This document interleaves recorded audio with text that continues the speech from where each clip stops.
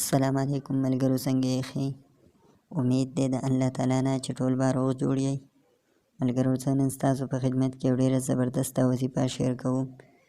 دا وظیفه د هغه کسانو په باره کې ده چې هغوی د بل سره محبت کوي، یعنې که جینۍ وي او که هلک وي او هغه سره محبت نه کوي، نو هغه لره پکار دي چې هغه دې دا وظیفه وکړي.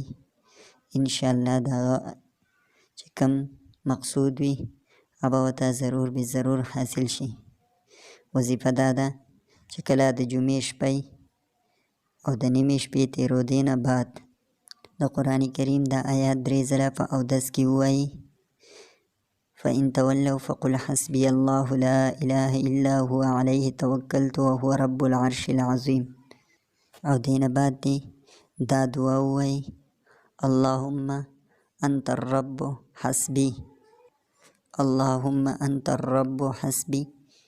او د دې نه بعد که هلک وي نو هغه دې د هغه جینۍ او د هغې د مور نوم یاد کړي او بیا دې دا دعا ووایي: اعطف قلبها الیه وذللها الیه.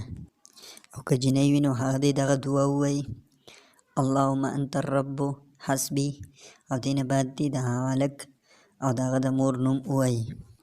او دې نه بعد دې اعطف قلبه الیه وذلله الیه دا دعا ووایي. انشاءالله د هغه چې کوم مقصود وي هغه به ورته ضرور به ضرور حاصل شي. ځکه چې شاه انور شاه کشمیري رحمه الله فرمایي: چا چې هم دا وظیفه وکړه انشاءالله الله تعالی به ضرور به ضرور د هغه مقصد پوره کوي. ملګرو، که زمونږ چینل مو نه یې سبسکرایب کړی نو زمونږ چینل ورسره سبسکرایب کړئ او د بیل لایک نشان ورسره ضرور دباو کړئ چې همدغه شانته نورې تاسو ته زمونږ ویډیوګانې در ورسي.